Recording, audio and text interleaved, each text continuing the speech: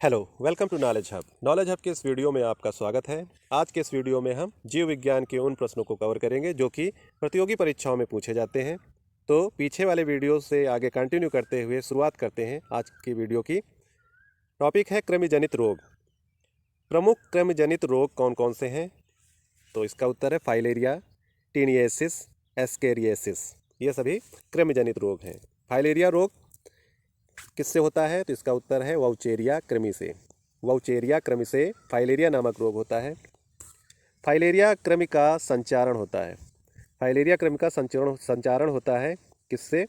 तो मादा क्यूलेक्स मच्छरों द्वारा फाइलेरिया कृमि का संचरण होता है यानी फैलाव होता है।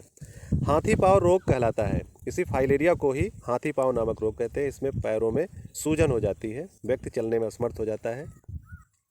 टीनिएसिस रोग होता है टीनिया सोलियम परजीवी से। टीनिया सोलियम परजीवी से टीनिएसिस नामक रोग हो जाता है। एस्केरिएसिस रोग का कारण क्या है? एस्केरिएसिस रोग का कारण क्या है? तो इसका उत्तर है एस्केरिस लुब्रिकाइडिस नामक निमटोड। एस्केरिस लुब्रिकाइडिस नामक निमटोड होता है एस्केरिएसिस रोग का। वंशानुगत आनुवांशिक रोग, ये टॉपिक है वंशागत आनुवांशिक रोग। इससे रिलेटेड प्रश्न कौन कौन से बनते हैं? तो आनुवांशिक रोग कौन कौन से हैं, यही प्रश्न बन जाता है।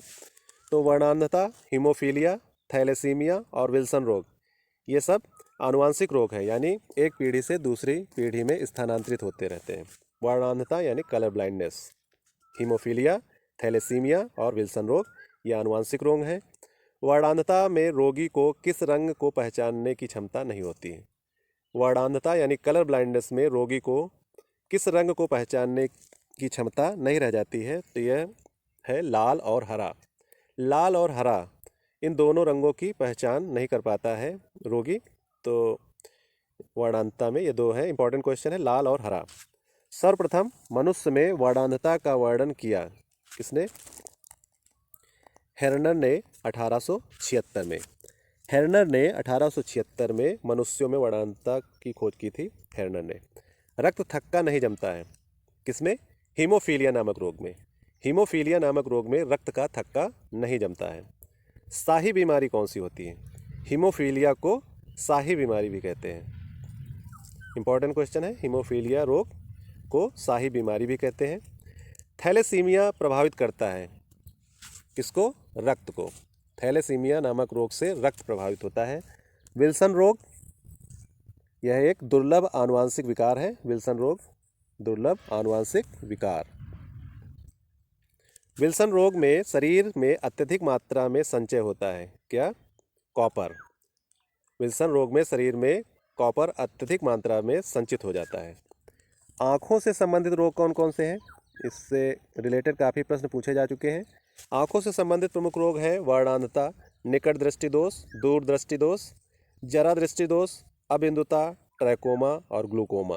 ये सभी आँखों से संबंधित रोग हैं। तो इंपॉर्टेंट क्वेश्चन है ट्रैकोमा, ग्लूकोमा, अबिंदुता, जरा दृष्टि दोष, दूर दृष्टि दोष, निकट दृष्टि दोष और वर्णांधता यानी कलर ब्लाइंडनेस। आँखों का उपचार करने वाला कहलाता है, यानी जो आँखों का इलाज करता है उसे ऑप्थेल्मोलॉजिस्ट कहते हैं। ऑप्थेल्मोलॉजिस्ट कहते हैं जो आँखों का उपचार करता है। ट्रैकोमा व ग्लूकोमा बीमारी किसकी है? तभी पढ़ा आपने, आँखों की बीमारी है। ट्रैकोमा और ग्लूकोमा आँखों की बीमारी है। निकट दृष्टि दोष जिसको मायोपिया भी कहते हैं, उसमें क्या होता है? उसमें निकट की वस्तु साफ दिखाई देती है लेकिन दूर की वस्तु साफ दिखाई नहीं देती है। निकट दृष्टि दोष यानी मायोपिया में निकट की वस्तु साफ दिखाई देती है किंतु दूर की वस्तु साफ दिखाई नहीं देती है। निकट दृष्टि दोष के उपचार के लिए क्या प्रयोग किया जाता है? कौन सा लेंस प्रयोग किया जाता है? तो इसका उत्तर है अवतल लेंस। निकट दृष्टि दोष के उपचार के लिए अवतल लेंस का प्रयोग करते हैं। दूर दृष्टि दोष जिसको हाइपर मायोपिया कहते हैं, उसमें दूर की वस्तु साफ दिखाई देती है किंतु निकट की वस्तु साफ दिखाई नहीं देती है। दूर दृष्टि दोष यानी हाइपर मायोपिया में दूर की वस्तु साफ दिखाई देती है किंतु निकट की वस्तु साफ दिखाई नहीं देती है।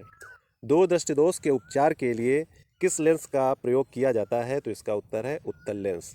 दूर दृष्टि दोष के उपचार के लिए उत्तल लेंस का प्रयोग किया जाता है। खड़ी एवं आड़ी लाइनों में अंतर नहीं कर पाता किस रोग के कारण? ये अबिंदुता रोग से ग्रसित व्यक्ति खड़ी एवं आड़ी लाइनों में अंतर नहीं कर पाता। ये लाइन खड़ी है कि आड़ी है कि तिरछी है, उसमें अंतर नहीं कर पाता है। यह जो अबिंदुता नामक रोग है उससे अगर कोई व्यक्ति ग्रसित है। अबिंदुता यानी एस्टिग्मेटिज्म के उपचार के लिए प्रयोग किया जाता है बेलनाकार लेंस। बेलनाकार लेंस का प्रयोग किया जाता है अबिंदुता के उपचार के लिए। अबिंदुता यानी एस्टिग्मेटिज्म। एस्टिग्मेटिज्म जरा दृष्टि दोष से ग्रसित व्यक्ति को पास की वस्तु, पास और दूर दोनों स्थान की वस्तु आसानी से नहीं दिखाई देती। अगर जरा दृष्टि दोष है तो यह पास और दूर दोनों स्थानों की वस्तु आसानी से नहीं देख पाता है। जरा दृष्टि दोष के निवारण के लिए प्रयोग किया जाता है द्विफोक्सी लेंस का, यानी दोनों लेंस का प्रयोग किया जाता है, यानी उसमें उत्तल लेंस भी होगा और अवतल लेंस भी होगा। द्विफोक्सी लेंस का प्रयोग किया जाता है जरा दृष्टि दोष में। वर्णांधता रोग से ग्रसित व्यक्ति अंतर नहीं कर पाता है किस रंग में? हरे एवं लाल रंग में। इंपॉर्टेंट क्वेश्चन है। वर्णांधता रोग से ग्रसित व्यक्ति हरे और लाल रंग में विभेद नहीं कर पाता है। ग्लूकोमा में क्या होता है? ग्लूकोमा की प्रकाशित तंत्रिका ग्रसित हो जाती है। आँख की प्रकाशित तंत्रिका ग्रसित हो जाती है ग्लूकोमा नामक रोग में। कैंसर रोग से रिलेटेड क्वेश्चन है। कैंसर का अध्ययन क्या कहलाता है? कैंसर का अध्ययन ऑन्कोलॉजी कहलाता है। कैंसर का अध्ययन ऑन्कोलॉजी कहलाता है। कैंसर जांचने की विधि कौन सी है? यह है बायोप्सी टेस्ट। कैंसर जांचने की विधि को बायोप्सी टेस्ट कहते हैं। कैंसर उत्पन्न करने वाले रसायन क्या कहलाते हैं? तो इसका उत्तर है कार्सिनोजेन। कैंसर उत्पन्न करने वाले रसायन कार्सिनोजेन कहलाते हैं। कीमोथेरेपी की जाती है किसके उपचार में? तो यह कैंसर के उपचार में की जाती है कीमोथेरेपी। कोबाल्ट 60 प्रयुक्त होता है कैंसर के इलाज में। कैंसर के इलाज में कोबाल्ट 60 का प्रयोग किया जाता है। कोबाल्ट 60 उत्सर्जित करता है गामा किरणें। कोबाल्ट 60 उत्सर्जित करता है गामा किरणें। कैंसर की प्रसिद्ध दवा टेक्सोल किस वृक्ष से प्राप्त होती है? तो उस वृक्ष का नाम है यू। ल्यूकीमिया क्या है? ल्यूकीमिया क्या है? यह है श्वेत रक्त कोशिकाओं का कैंसर। श्वेत रक्त कोशिकाओं का कैंसर, ब्लड कैंसर भी कहते हैं ल्यूकेमिया। ब्लड का कैंसर कहलाता है ल्यूकेमिया। फास्फोरस 32 का प्रयोग किया जाता है ल्यूकेमिया के उपचार में। फास्फोरस 32, फास्फोरस 32 का प्रयोग किया जाता है ल्यूकेमिया के उपचार में, यानी ब्लड कैंसर के उपचार में। त्वचा का कैंसर क्या कहलाता है? त्वचा का कैंसर कहलाता है कार्सिनोमस। त्वचा के कैंसर को कार्सिनोमस कहते हैं। आँख के कैंसर को रेटिना ब्लास्टोमा कहते हैं। रेटिना ब्लास्टोमा कहते हैं आँख के कैंसर को। हड्डी का कैंसर होता है रेडियोधर्मी पदार्थ, रेडियो प्लूटोनियम, इससे होता है हड्डी का कैंसर। रेडियोधर्मी पदार्थ रेडियम प्लूटोनियम से हड्डी का कैंसर हो जाता है। कैंसर प्रभावित कोशिका कहलाती है ट्यूमर। अगर किसी कोशिका में कैंसर हो जाता है तो उसी को ट्यूमर कहते हैं। मस्तिष्क का कैंसर कहलाता है ब्रेन ट्यूमर। अगर मस्तिष्क में कैंसर हो गया है तो उसको कहते हैं ब्रेन ट्यूमर। ट्यूमर के पहचान हेतु कौन सा रेडियोधर्मी समस्थानिक प्रयुक्त होता है? तो इसका उत्तर है आर्सेनिक 74। आर्सेनिक 74 ट्यूमर के पहचान हेतु प्रयुक्त रेडियोधर्मी समस्थानिक है। अन्य कौन कौन से रोग हैं उनके बारे में जान लेते हैं। ग्वाइटर रोग। ग्वाइटर यानी घेंघा या गंडमाला रोग होता है किसकी कमी के कारण? यह होता है आयोडीन की कमी के कारण। आयोडीन की कमी के कारण ग्वाइटर यानी घेंघा नामक रोग हो जाता है। इसको गंडमाला रोग भी कहते हैं। मिनीमाता रोग शरीर में किस धातु की अधिकता विषाक्तता के कारण होता है? तो इसका उत्तर है पारा। मिनीमाता रोग किससे होता है? पारा धातु की विषाक्तता के कारण। मिनीमाता रोग से प्रभावित अंग कौन सा है? इससे तंत्रिका तंत्र प्रभावित होता है। मिनीमाता रोग से तंत्रिका तंत्र, मनुष्य का तंत्रिका तंत्र प्रभावित होता है। मिनीमाता रोग सर्वप्रथम पाया गया कहाँ पर? जापान में। सर्वप्रथम जापान में मिनीमाता रोग के रोगी पाए गए। एनीमिया रोग होता है किसकी कमी के कारण? यह होता है लोहे की कमी के कारण। लोहे की कमी के कारण मनुष्य में एनीमिया नामक रोग हो जाता है। एनीमिया को रक्ताल्पता यानी रक्त की कमी भी कहते हैं। एनीमिया रोग होता है हीमोग्लोबिन की कमी के कारण। हीमोग्लोबिन की कमी के कारण एनीमिया नामक रोग हो जाता है। सूखा रोग यानी रिकेट्स।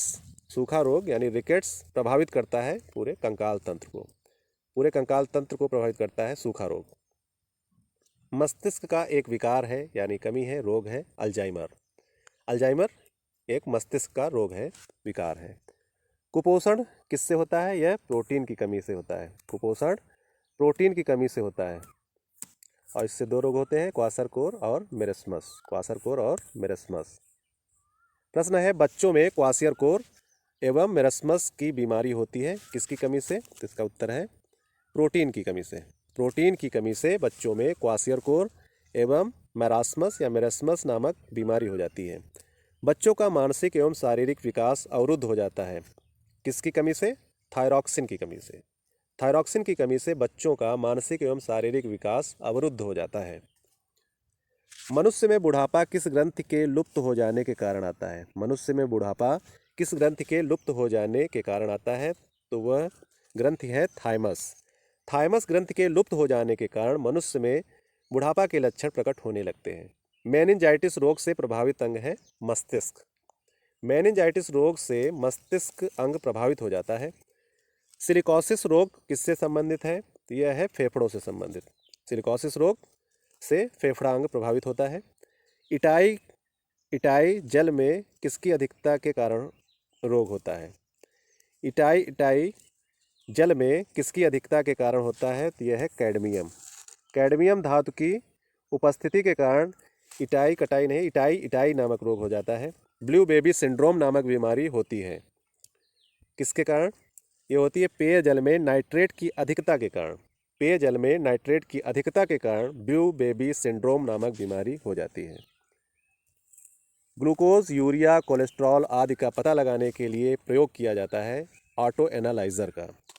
ऑटो एनालाइजर का प्रयोग ग्लूकोज, यूरिया, कोलेस्ट्रॉल आदि का पता लगाने के लिए किया जाता है। मृत शरीर की जांच या पोस्टमार्टम क्या कहलाता है? तो कहलाता है ऑटोप्सी। मृत शरीर की जांच यानी पोस्टमार्टम जो होता है उसको कहते हैं ऑटोप्सी। ऑटोप्सी रिपोर्ट होती है। पोस्टमार्टम के बाद जो रिपोर्ट बनती है उसको ऑटोप्सी रिपोर्ट भी कहते हैं। पॉलिश युक्त चावल के सेवन से किस रोग के होने की संभावना प्रबल हो जाती है? तो वह रोग है बेरी। अगर आप पॉलिश युक्त चावल का सेवन कर रहे हैं तो आपके अंदर बेरी नामक रोग होने की संभावना है। हृदय की धड़कन किस तत्व द्वारा नियंत्रित की जाती है? तो हृदय की धड़कन पोटेशियम नामक तत्व द्वारा नियंत्रित की जाती है। तो पोटेशियम इंपॉर्टेंट है। हृदय की धड़कन पोटेशियम नामक तत्व के नियंत्रित होती है। पोटेशियम अल्पता है। अगर पोटेशियम की अल्पता हो जाती है, कमी हो जाती है, तो इससे निम्न रक्तचाप हो जाता है यानी लो ब्लड प्रेशर। कोयला खनन उद्योगों में कार्यरत श्रमिक किस रोग से ग्रस्त हो जाते हैं? किस रोग से ग्रसित हो जाते हैं? तो वह है फुफ्फुस धूलिमयता। फुफ्फुस धूलिमयता से प्रभावित हो जाते हैं। ये रोग का नाम है।